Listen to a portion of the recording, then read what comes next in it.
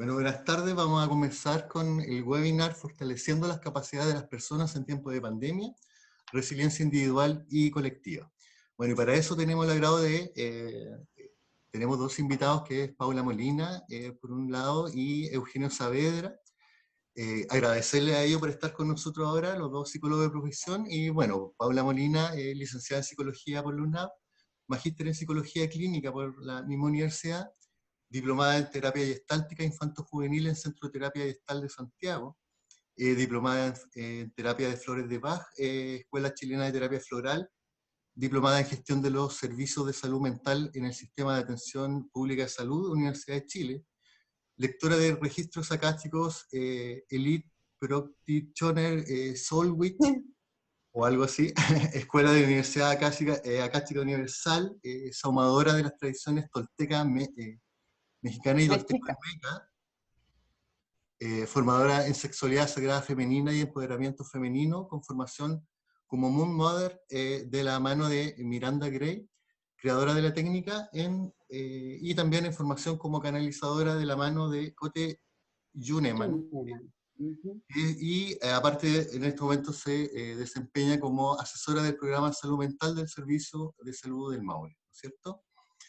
Y también tenemos a Eugenio Saavedra Guajardo, que es licenciado en Psicología por la Pontificia Universidad Católica de Chile, magíster en Investigación por la Universidad Academia de Humanismo Cristiano, y doctor en Educación por la Universidad de Valladolid, España, ¿no es cierto? Es terapeuta cognitivo y psicólogo clínico acreditado, es investigador asociado al Centro de Estudio de Atención del Niño y la Mujer, CEANIM de Chile, miembro honorario de la Sociedad Peruana de Resiliencia y miembro de la Sociedad Científica Chilena de Psicología, la Red Iberoamericana de Riesgos Psicosociales Laborales, RIPSOL y ALFEPSI, y de diversos comités editoriales y científicos. Es profesor titular de la Universidad Católica del Maule, donde ejerce como docente e investigador desde el año 1994, autor de 28 libros y capítulos de libros y más de 40 artículos en revistas académicas en las áreas de resiliencia, juventud y psicología educacional. Se ha desempeñado como evaluador de diversas revistas científicas y como evaluador de proyectos de investigación y becas de posgrado para CONICYT Chile. Bueno, y lo central, y empezar un poco hacia el tema que estamos aquí, ¿no es cierto?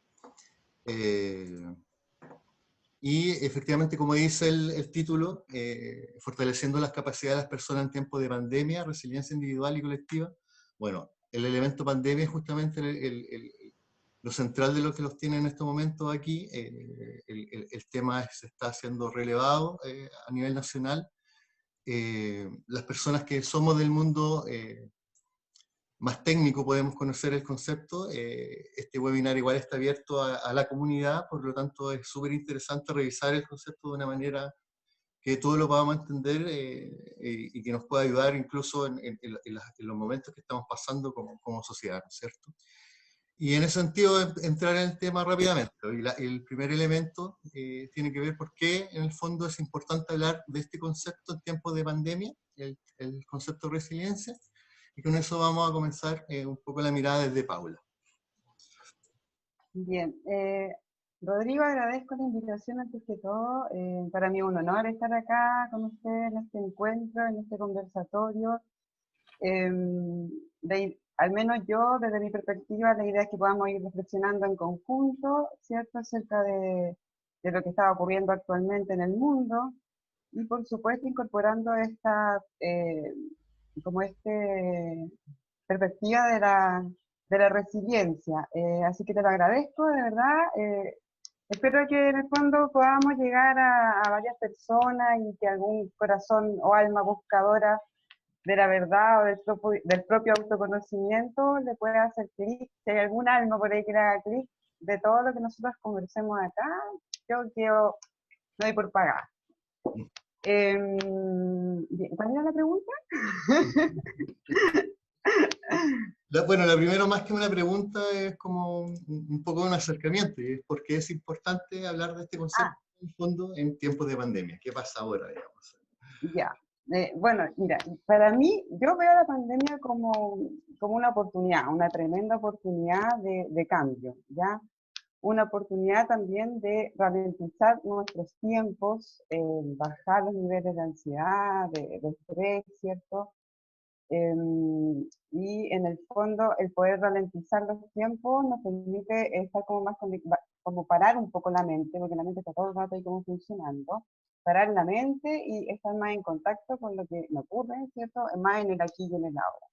Entonces en ese sentido yo lo veo como la pandemia, como esta oportunidad de volcarnos hacia adentro, porque si bien la pandemia nos llevó a estar como confinados, ¿cierto? Confinados, pero en lo literal, confinados tanto en lo físico, en este aislamiento físico, social que estamos todos teniendo, pero yo lo veo más como un confinamiento hacia adentro, hacia mirarme, hacia descubrir quién soy. Yo lo veo como una invitación a estar más detenidos, ¿cierto? A, como yo decía, a parar un poco la mente, a parar un poco este caballo, ¿cierto? Del ego que está todo el rato como funcionando, y empezar a mirarnos como más hacia adentro. Y al mismo tiempo, creo que también esta misma oportunidad de la pandemia nos invita también a reflexionar acerca de la salud mental en Chile, ¿ya? Porque yo siento que estamos como... A ver, la pandemia ha revelado como hartos problemas que tenemos como sociedad, ¿cierto? Yo creo que se comparten mucho con el mundo también. Bueno, venimos con este estallido social, ¿cierto? Que habla de la inequidad social y todo eso. La pandemia de nuevo está reforzando como esta inequidad social, pero también nos muestra los problemas que hay con la mujer, por ejemplo, ¿cierto? Que somos muy invisibilizadas por la política pública, por nuestros empleadores, ¿cierto? Eh, Porque en el fondo la mujer, para la mujer ha sido un tremendo desgaste el poder incorporar, por ejemplo, todo tu mundo laboral en tu metro cuadrado, que es tu casa, donde se involucran muchos quehaceres domésticos, inclusive la crianza, ¿cierto? Que es un tema que también atañe mucho a la resiliencia. Y en ese sentido, las mujeres estamos en un constante desgaste físico, mental, espiritual, ¿cierto? Emocional, y que no ha sido visibilizado y que hemos sido muy maltratadas, además, por todo el sistema y por todo lo que ya sabemos que ha pasado por siglos. Eso es un punto. El otro punto es que Chile es un país muy trabajólico y la pandemia también vino a mostrar, a reforzar eso que está atrás de este país que como que quiere ser lo mejor en Latinoamérica, ¿cierto? Pero lamentablemente eso nos pasa la cuenta. Y de hecho la pandemia ha mostrado que realmente somos trabajólicos porque hemos perdido la noción del tiempo. Estamos en casa y ya no tenemos límites, no somos capaces de ponernos límites de que en el fondo hasta cierta hora yo trabajo. Hay muchas personas que extienden toda la jornada laboral hasta los fines de semana. Entonces, eso en el fondo da cuenta de la sociedad en la que estamos inserta, que es una sociedad muy del consumo, una sociedad muy del tener para ser feliz. Entonces estamos todo el rato conectados con esta búsqueda de la felicidad, pero de una manera muy externa. ¿Ya? Y ya me van a entender por qué estoy hablando de esto. Voy un poco para que reflexionemos en torno al tema de la salud mental. Porque en esta búsqueda de la felicidad externa estoy todo el rato sacándome la mugre día a día, ¿cierto? Olvidándome de lo realmente importante y eso es una invitación que hace la pandemia y por eso yo digo, en realidad hay que detenerse un rato, ralentizar los tiempos, parar mi mente, conectar con mi corazón, conectar con mis emociones, conectar con el que está viviendo aquí al lado mío, mis hijos, qué sé yo. Y la pandemia nos invita a eso, porque finalmente estamos todo el rato queriendo tener una casa, el mejor auto, la mejor tecnología, ¿cierto? Tener ropa, que claro, busco la felicidad también a través de los gobiernos, que yo creo que si elijo tal o cual gobierno me va a dar la felicidad que busco afuera, o a través de la religión, por ejemplo. Y finalmente nos encontramos con una sociedad muy vacía, que está todo el rato tratando de tener más y más y más, y cada vez eso me habla más de las carencias que tenemos a nivel afectivo, ¿cierto? Porque todo surge ahí un poco desde los primeros inicios de cuando nos formamos como un ser humano en la relación con un otro. ¿Y qué nos dice esto? Que nuestra salud mental en Chile, eso como un poco como para entender que nuestra salud mental en Chile es uno de los problemas que tenemos principales en el AVISA. El AVISA son todas en el fondo como los años de vida saludable que una persona tiene y que son perdidos por discapacidad. Y en Chile, la mayor enfermedad en el fondo, que en el fondo como que impacta en estos AVISA, en estos años de vida saludable, son los trastornos mentales.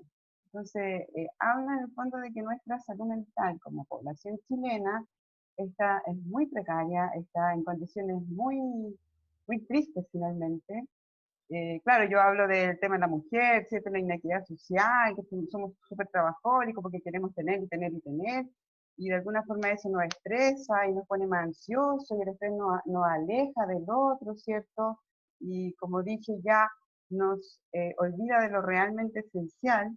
En Chile lo avisa, o la enfermedad de los trastornos mentales tienen un 23%, y eso ya es un porcentaje alto, ¿ya?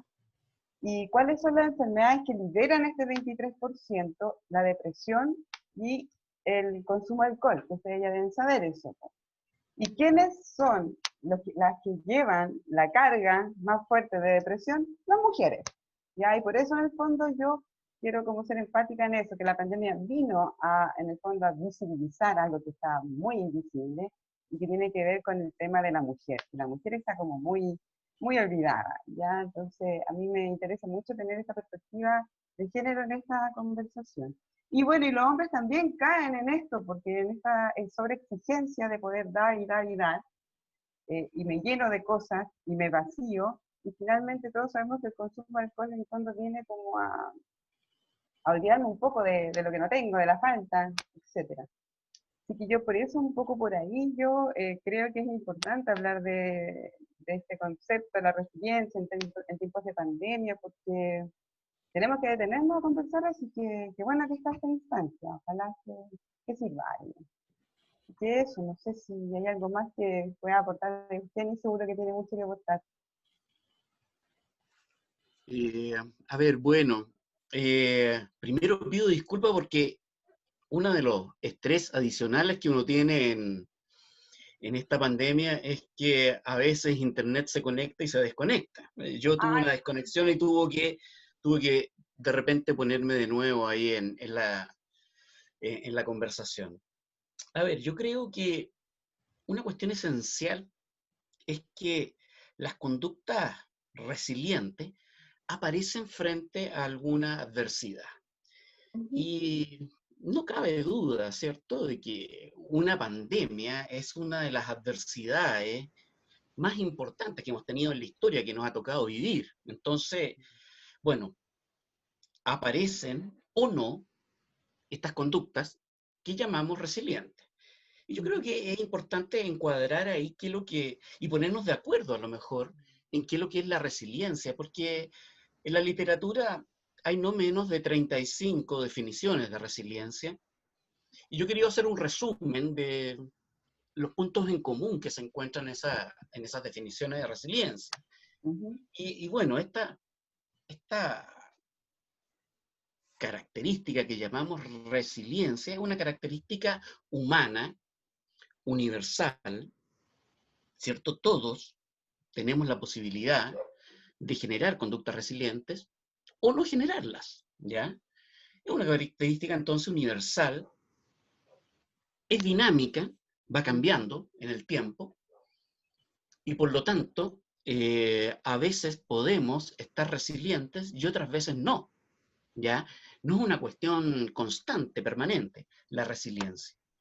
Y esta conducta sirve para enfrentar, sobreponerse y proyectarse a partir de una adversidad, ¿cierto? Entonces es enfrentar la adversidad, que eso lo podemos llamar con otros sinónimos, ¿cierto? Enfrentar la adversidad podría ser adaptación, por ejemplo. Sobreponerse y proyectarse a partir de esta adversidad. Esto significa que uno avanza desde la adversidad hacia algo nuevo, hacia algo en donde yo ocupo los aprendizajes que he sacado de esta adversidad y los ocupo para revertir situaciones, para prevenir situaciones. La resiliencia no es sinónimo de invulnerabilidad. Todos tenemos vulnerabilidades. Todos tenemos áreas más vulnerables que otras, ¿ya? Entonces, no es que uno esté resiliente y es Superman o Superwoman, Supergirl, sino que hay áreas en que yo voy a ser más resiliente y en otras menos resiliente o sencillamente no resiliente. Ahora, la resiliencia no es un estado permanente. La resiliencia no es un ser resiliente, ¿ya? Porque de repente coloquialmente en cualquier conversación alguien dice, yo soy resiliente. No, uno no es resiliente. Uno puede estar resiliente, ¿ya? Uno está resiliente en un momento y a lo mejor en una semana más no voy a estar resiliente, ¿ya? La otra confusión en términos del concepto es la adaptación, que muchas veces la gente lo confunde con la resiliencia. La adaptación te permite sobrevivir, ¿ya? La resiliencia va un poco más allá. No es solamente sobrevivencia, lo cual ya es importante sobrevivir. Pero la resiliencia te pone una exigencia un poco mayor, donde tú tienes que proyectarte desde ese problema o desde ese obstáculo, no solamente adaptarte al obstáculo. Me refiero, por ejemplo, a en un país en guerra, la gente se puede adaptar y sobrevivir a los bombardeos, ¿ya? Y eso es muy bueno, que sobreviva a los bombardeos. Pero eso no es resiliencia. Resiliencia implica un crecimiento. ¿Qué aprendo yo de la guerra? ¿Qué aprendo yo del bombardeo? ¿Qué aprendo yo de las bombas que caen en mi calle? ¿Ya? ¿Y cómo ocupo esos aprendizajes para adelante? Entonces, yo creo que ahí hay que hacer una línea divisoria entre lo que es resiliencia y lo que no es resiliencia, ¿ya? Y hay que convenir que la resiliencia es una conducta que se construye, ¿ya? Que se construye y tienen que darse ciertos elementos para que en la persona se dé la posibilidad de construir resiliencia. La resiliencia no es una cosa que uno heredó, ¿cierto? Porque algunos, los primeros autores de la resiliencia, por ahí por el año 1980, decían que la resiliencia tenía un componente fuerte hereditario. No, la verdad que la resiliencia es una conducta, ¿ya? Que se da en la interacción social, en la interacción en la familia, en la interacción en el ámbito educativo, ¿ya? Entonces, no es una cosa heredada, no es una cosa heredada, sino que es una conducta que nosotros podemos construir. Son herramientas que nosotros podemos construir, ¿ya? Y para eso, y como podemos construirla, es un modelo bastante optimista, el modelo de la resiliencia, donde puedo yo diseñar y construir esta conducta. Si fuese algo hereditario, estaríamos frente a un modelo bastante pesimista, porque a algunos les toca la herencia y a otros no. Entonces, bueno, ahí no tendríamos nada más que hacer, nos cruzamos de brazos y no hacemos nada. Sin embargo, cuando nosotros decimos que la conducta resiliente es construida, toda persona podría construir resiliencia. En ese sentido es optimista. Y se basa entonces en los cambios que se pueden generar en la persona y en la comunidad, ¿ya? O sea, nosotros podríamos crear comunidades con conductas resilientes, grupos con conductas resilientes, familias resilientes, y no solamente sujetos individuales resilientes, que también es bueno, ¿ya? Pero es importante saber que la resiliencia no se queda solamente en un espacio individual, sino que avanza hacia lo familiar, grupal y comunitario. Incluso algunos autores hoy día hablan de países resilientes, países que son golpeados por alguna catástrofe, bueno, tenemos la pandemia, ¿cierto? Y en poco tiempo logran salir adelante. Y sin embargo hay otros países que les cuesta mucho más, ¿ya?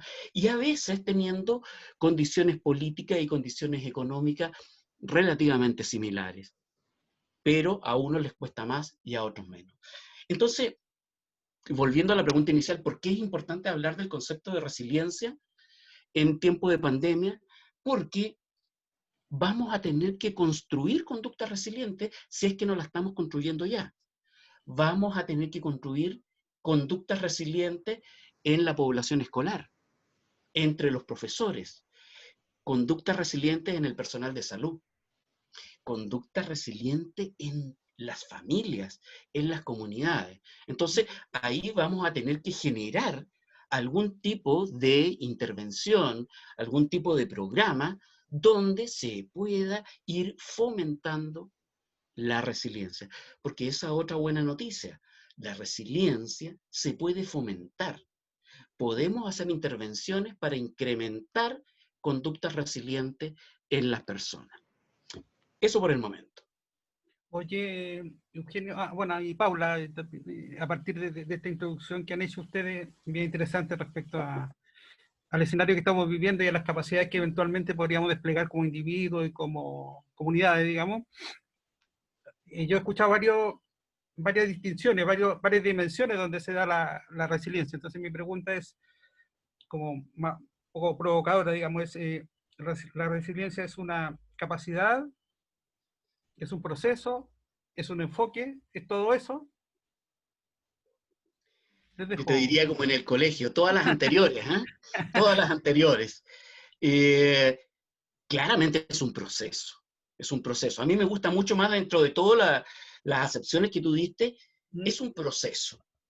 Es un proceso que se da en el sujeto y que se da también en la comunidad. ¿Ya? Yo más que hablar de si es una capacidad o es una habilidad y entrar en esa discusión un poquito ya antigua, yo diría que es una característica que podemos desarrollar los seres humanos, ¿ya? Y que en algunos seres humanos se desarrolla un poco más espontáneamente y en otros por circunstancias a lo mejor de vida, por tener muchos más elementos de riesgo en su entorno, hay que entrar a intervenir para fortalecer a esa persona para que genere conducta resiliente, ¿ya? Ahora, la otra buena noticia que tiene porque tú decías, ¿es un enfoque la resiliencia? Claro, es un enfoque, es un modelo. Y es un modelo que agrega un elemento nuevo. Fíjate que parece que todos los cuatro que estamos en la conversación somos psicólogos. No, pues el Rodrigo no, es trabajador social. Pero yo soy ingeniero, ¿ah? Yo soy ingeniero. ¿Ah? Yo soy ingeniero. Ya.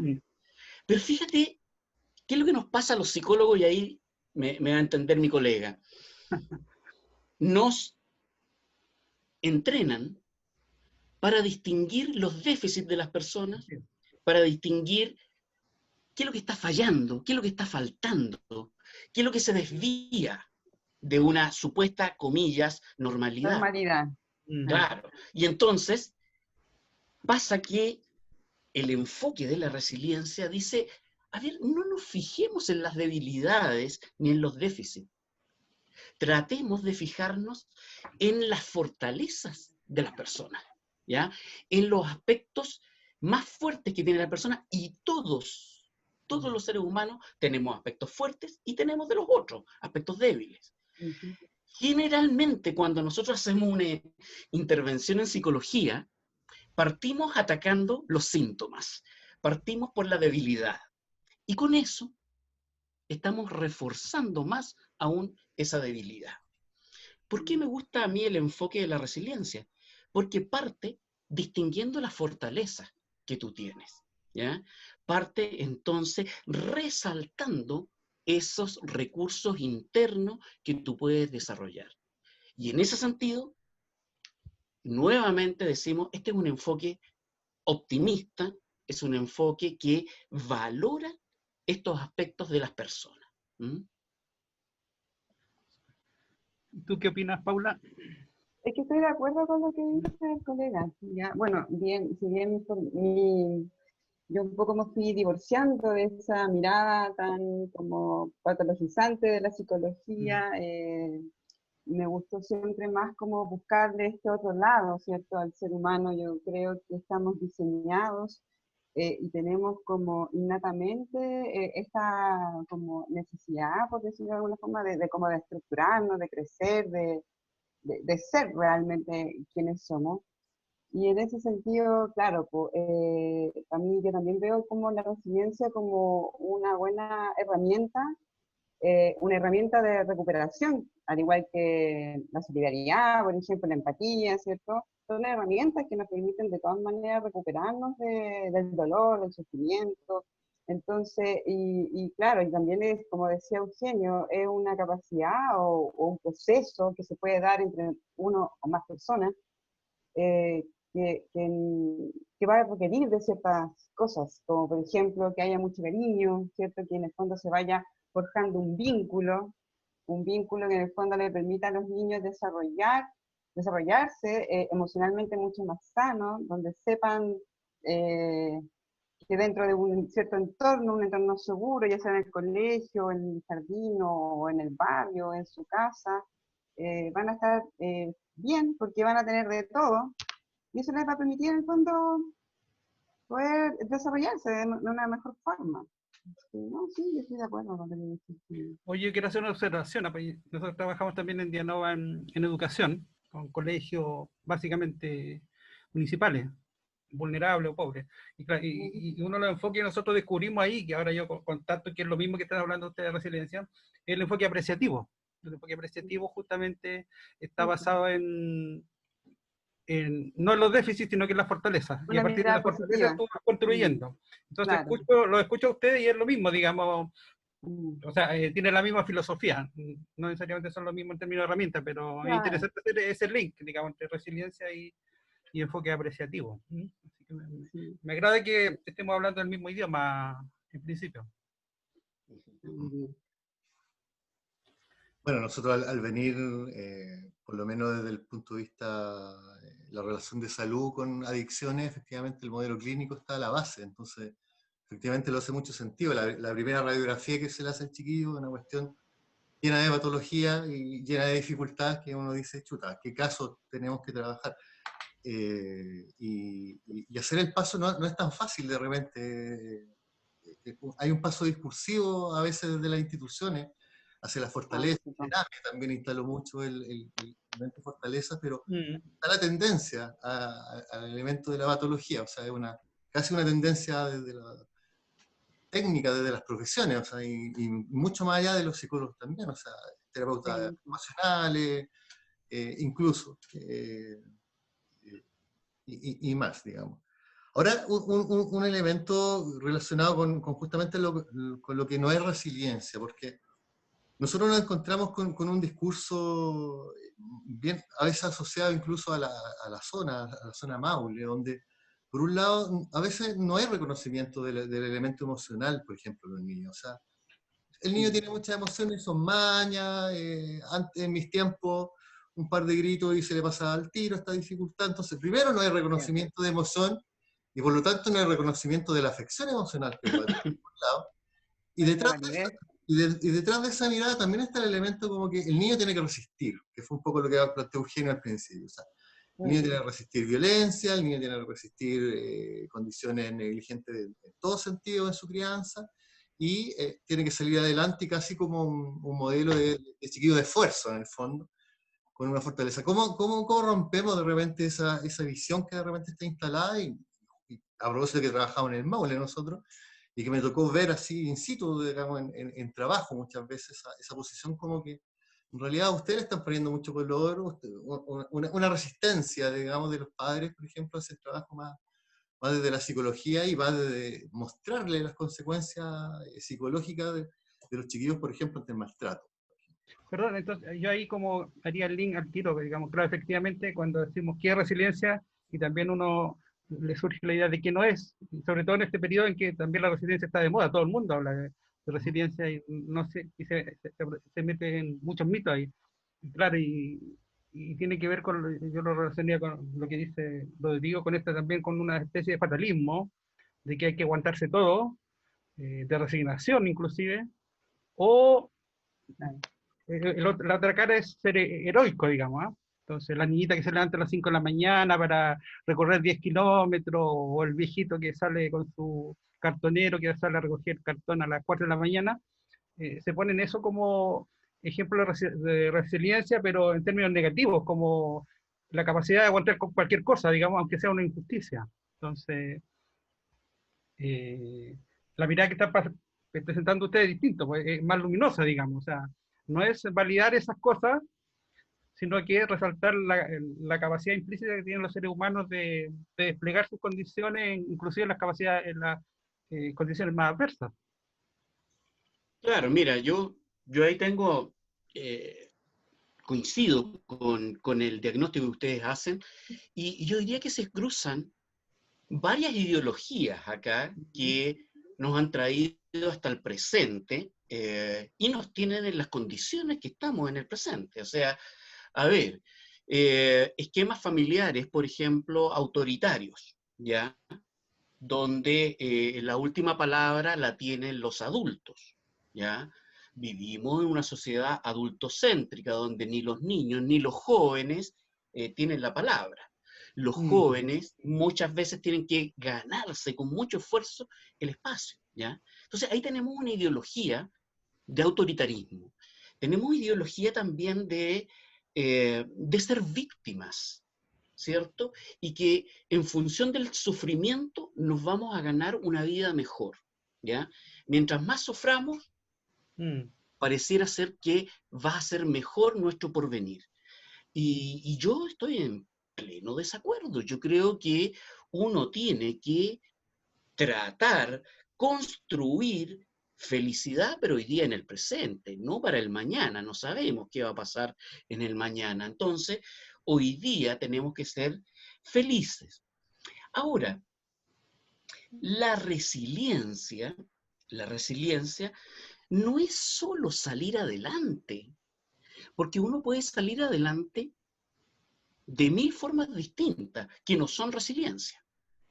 Por ejemplo, alguien que quiere tener un mejor estándar económico, ¿ya? Y quiere salir adelante, pero eso lo hace a costa de otros, a costa de la explotación de los otros, a costa de violentar a los otros, a costa de perjudicar a otros. Por ejemplo, o sea, no sé, quisiera que me valoraran más en mi trabajo y a lo mejor ganar una posición más alta dentro de mi trabajo, y yo para hacer eso, entonces, por debajo descalifico a mis colegas. Salgo adelante o surjo en mi empresa o en mi institución, pero a costa de haberle provocado daño a los otros. Entonces, esto de la resiliencia también tiene un componente ético, componente ético donde yo no puedo pasar por sobre los otros. Yo, si me voy a salvar, me salvo con los otros. No me salvo solo, ¿ya? No salgo adelante solo. ¿Y qué pasa? Que hoy día justamente nos estimulan todo lo contrario. Sálvese usted solo. Mejore su pensión usted solo, ¿ya? Por poner un tema que ha estado un poquito presente. Usted, entonces, de manera individual, sale adelante. Eso es lo que nos venden todos los días. Y no nos venden, no nos entregan el mensaje de, oye, ¿qué tal si hacemos una acción colectiva y todos salimos adelante? Entonces, la resiliencia apela a ese aspecto ético. No se trata de salir adelante de una manera individualista. Se trata de salir adelante, pero junto con los otros, que están padeciendo y que están sufriendo lo mismo, ¿ya? Hoy día mismo en la pandemia vemos cómo algunos sufren más que otros, ¿ya? Y bueno, yo no tomo conciencia porque a mí no me afecta. Por ejemplo, tanto que se habla de estas fiestas clandestinas y todo aquello, bueno, me imagino que esas personas lo están pasando re bien, pero no están teniendo la conciencia de que se está enfermando más gente, están contagiando más gente, y están contagiando a ¿quiénes? Más adultos mayores, y están contagiando a las poblaciones más pobres, ¿ya? Entonces, vemos que ahí no hay una conducta colectiva, consciente colectiva, sino que hay una conducta individualista donde yo lo paso bien, lo paso fantástico en la fiesta, pero no me preocupo por el eventual daño que estoy haciendo. Entonces, este sentido comunitario, este sentido colectivo, la sociedad, esta sociedad, como decía la colega, esta sociedad de consumo, esta sociedad individualista, este modelo económico, social, neoliberal, nos lleva a eso, nos lleva al individualismo, nos lleva a tratar de avanzar solos, pero no con los otros, ¿ya? Y ese es el daño tan grande que se le está haciendo a nuestros países, a nuestros países. No todo el mundo hoy día mismo está sufriendo con, como estamos sufriendo nosotros la pandemia, como está sufriendo Latinoamérica la pandemia, ¿ya? Hay países que, no, que ya la tienen bastante controlada, ¿ya? Y me estoy refiriendo, por ejemplo, a los países europeos, hay algunas excepciones, ¿cierto?, que no son muy disciplinados, pero los países nórdicos no hablan ya casi de la pandemia, ¿ya? Y, bueno, si vemos la historia de muchos de esos países nórdicos, fueron algunos de los grandes colonizadores, por ejemplo, de África, etcétera, etcétera. O sea, aquí, ¿a dónde voy? Que este modelo nos lleva a una dominación. Y se salva el más fuerte. Y los más débiles van quedando en el camino. Yo creo que ese es el gran peligro que tenemos con esta pandemia. Que sigan perdiendo los más pobres, sigan perdiendo los más vulnerables, sigan perdiendo los viejos, vayan quedando a la vera del camino, en la orilla, sin beneficiarse de las virtudes que puede tener la sociedad. No están recibiendo beneficio, ¿ya? ¿Dónde se está viendo que están los mayores déficits en salud? Bueno, en las comunidades, en las comunas más pobres, ¿ya? Que les cuesta mucho más salir adelante. Entonces, bueno, esto va aplicado también, va de la mano con este modelo que nosotros tenemos, y la resiliencia no tiene que quedarse a un nivel individual. Por mucho tiempo se creyó que esto era una característica individual. No, el modelo que yo sigo tiene un componente colectivo muy fuerte. Tiene el componente de hacer comunidad frente a la adversidad. Tiene ese componente de que entre todos salimos adelante. Yo le haría una pregunta a la Paula, aprovechando, ya que metiste el tema cultural, digamos, de las culturas y las miradas de distintas culturas, tú que tiene una formación más allá de lo clérigo tradicional, tiene otra mirada también que rescata justamente otras culturas y otros enfoques, como desde esa perspectiva, ¿cómo se ve el tema de la resiliencia? ¿No se distingue o está dentro de su cosmovisión en forma natural, digamos, de la manera que... Sí, mira, a ver, yo también, a ver, desde esa perspectiva, de ese enfoque que tú dices, como, a ver, ¿cómo te lo explico? Yo me he ido formando como un mosaico, una especie de mosaico, ¿ya? Y yo como que un poco me fui alejando, tengo una teoría que me sustenta claramente porque soy psicóloga, pero después fui armando un mosaico con todas las experiencias que yo fui como incorporando en mi proceso personal de poder en el fondo ir mejorando, ser mejor persona para poder también ayudar a otros. Y en ese sentido yo concuerdo con lo que dice Eugenio con respecto a que la resiliencia tiene que ser colaborativa. Pero hay algo que para que antes sea colaborativa, y al menos yo lo entiendo así, es que debe haber igual un trabajo personal, ¿ya? Porque en el fondo, y ahí un poco, no es como lo individual que, a lo que se refiere el Eugenio, ya que es como poco ético, sino que más bien responde como a esta capacidad que yo lo dije al principio, no sé si lo dije al principio, pero, claro, que la pandemia te invita a un detenerte un rato y a mirar quién soy, ¿ya? A mirar quién soy, y en ese mirar quién soy, veo qué herramientas tengo, con las herramientas que cuento para poder ayudarme y ayudar a un otro. Pero yo creo que antes de ayudar a un otro, es necesario hacer esta detención de ver con qué capacidades cuento, qué cosas me hacen bien, qué cosas no me hacen bien. Y en el fondo es como lograr restablecer esta discriminación en las personas para poder ser uno mismo y desde ahí trabajar colaborativamente.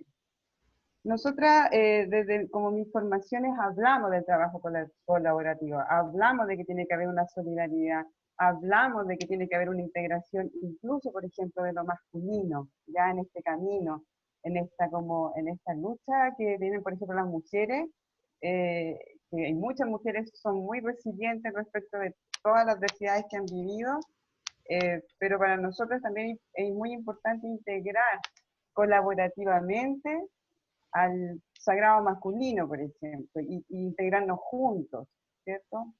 Entonces, desde esa óptica, yo también creo que el trabajo colaborativo y en comunidad nos va a hacer mucho más fuerte y nos va a hacer mucho más resiliente. Como país, nosotros somos un país súper resiliente. Hemos vivido terremotos, tsunamis, incendios forestales, ahora estamos atravesando una pandemia. Entonces, igual tenemos la experiencia en nuestro ADN y en nuestra sociedad, esto de poder en el fondo conectar y trabajar y ayudarnos de manera solidaria y empática. Es verdad, sí, que hay muchos que quedan como en esta individualidad y en este egoísmo, pero se está como yendo y caminando hacia trascender esa individualidad y ese egoísmo, que tampoco es tan malo, pero depende de donde se te mire, ¿ya? Porque en el fondo desde chicos nos dijeron que había que compartir todo, pero de pronto cuando yo hablo de un proceso personal para saber cómo se puede, por ejemplo, desarrollar la resiliencia en uno, también tiene que ver con la pregunta que yo les dejo acá para que se reflexione, es como, ¿qué tanto yo me cuido? ¿Qué tanto yo me cuido? ¿Qué tanto yo me apapacho? ¿Qué tanto yo en el fondo me amo para poder cuidar a un otro? Porque es como por defecto o efecto que si yo me cuido, soy capaz también de cuidar a un otro. Entonces, igual ahí hay que ir como, yo creo que se parte desde un punto, y el punto parte por uno, el cambio parte por uno, de otra forma es imposible. Gracias. Oye, para ir cerrando este módulo que ha sido como introductoria y que hemos revisado los conceptos básicos, yo le invitaría a hacer como una síntesis cortita en base a la siguiente pregunta. O sea, entonces, hemos visto qué es la resiliencia y qué no es. Mi pregunta entonces ahora es como de síntesis, para cerrar. ¿Qué nos deja, qué nos aporta la resiliencia? ¿De qué nos sirve después de toda esta conversación en este contexto y los distintos niveles, individual, comunitario, Yo creo que nacional? nos sirve para construir felicidad, nomás, para tener una vida más feliz, transformadora, ¿ya? Eh, porque uno puede leer muchas cosas, hay mucha información hoy día, mucha información, pero de lo teórico a lo práctico, yo creo que ahí está la magia, ahí se provoca la magia. Entonces, si en el fondo tú eres capaz de generar estas conductas resilientes, de generar esto colectivo con la comunidad o desde uno para el otro, finalmente lo que te provoca es un bienestar, ser más feliz. Eso es lo que yo veo. Sí. Gracias. ¿Tú, Eugenio? Pareciera ser, y para no ponernos demasiado freudianos, ¿cierto? Que Freud decía que siempre estábamos en búsqueda de la felicidad. Yo estoy de acuerdo con eso, estamos en búsqueda de la felicidad. Entonces, Todo el ¿para qué nos rato. sirve la resiliencia? ¿Para qué nos sirve la resiliencia? Nos sirve para fortalecernos internamente, pero también fortalecernos como comunidad, ¿ya? O sea, yo estoy de acuerdo en que tiene que haber un cambio individual, tiene que haber un cambio interno, como decía la colega, ¿cierto? Pero también tiene que haber un cambio a nivel más estructural. ¿Ah? No, Totalmente. no fantasiemos que solo con que yo cambie va a cambiar todo. No, hay cambios estructurales, hay cambios políticos que hay que hacer. De todos los ministerios, por Eugenio. Hay que hacer esos cambios, hay que hacer esos cambios, como digo yo, estructurales. También, bueno, hay que partir por el cambio personal, sí. Hay que reconocerse, y probablemente después en las próximas preguntas salga esto de qué hacer en cuanto al autocuidado, pero hay que fortalecerse y hay que reconocer las propias capacidades que uno tiene, las propias fortalezas, que desde pequeño nos enseñan a no reconocer esas fortalezas, lamentablemente. Cuando estamos en el colegio, y a propósito que esto a lo mejor lo van a escuchar muchos profesores, justamente en el colegio se te refuerza tus áreas más negativas. Por ejemplo, cuando tú tienes un problema de aprendizaje, ¿ya? Pongámonos bien concretos, problema de aprendizaje, y te mandan, o te mandaban, ¿cierto? Ahora ha cambiado un poquito, te mandaban a un curso especial de reforzamiento, ¿ya? A clases especiales, y con eso te estaban reforzando tu sensación, tu autopercepción de déficit, tu autopercepción de ser un niño con problemas. Entonces, el aviso para la educación, nosotros trabajamos, yo trabajo en educación, ¿cierto? En educación superior, pero somos formadores de trabajadores sociales, de psicólogos, de profesores, etcétera, etcétera. Debemos dar ese mensaje de que aprendamos a reforzar lo positivo, a reconocer lo positivo en el otro, no solamente estar subrayando lo negativo. Yo creo que eso hace daño en la sociedad. Un solo ejemplo y con esto me callo. Veamos las noticias. Hoy día a las 9 de la noche, ¿cierto? Prendan la tele y traten de ver cuántas noticias positivas pasan y cuántas noticias negativas pasan. No, pareciera ser que esta sociedad no tiene noticias positivas. Cuando tú, Paula, hablabas de la solidaridad, bueno, ¿y dónde están las noticias acerca de solidaridad? ¿Ya? No, vemos el robo, vemos cómo brutalmente matan a una chica de 16 años, vemos cómo la gente está indignamente haciendo colas y colas para poder retirar una clave, para poder retirar un 10%, que es un 10% que es de las personas, y tienen que hacer una cola interminable para poder postular a retirar. ¿Ya? Entonces, tú ves puras cosas negativas, y no hay noticias que te ofrezcan, digamos, una mirada más positiva. Entonces, desde el noticiero nos están reflejando esa mirada negativa, ¿ya? Esa mirada negativa. Hay países en donde los noticieros han cambiado su formato y empiezan a incluir muchas más noticias positivas. En Canadá, por ejemplo, se incluyen más noticias positivas que negativas. Y está eso dentro de la pauta. Acá no. Mientras más horrible y truculenta sea la noticia, va a tener mejor rating. Entonces, empecemos a reconocer las cosas positivas, que sí las tenemos, pero que nuestra misma sociedad se ha encargado de ocultarlas.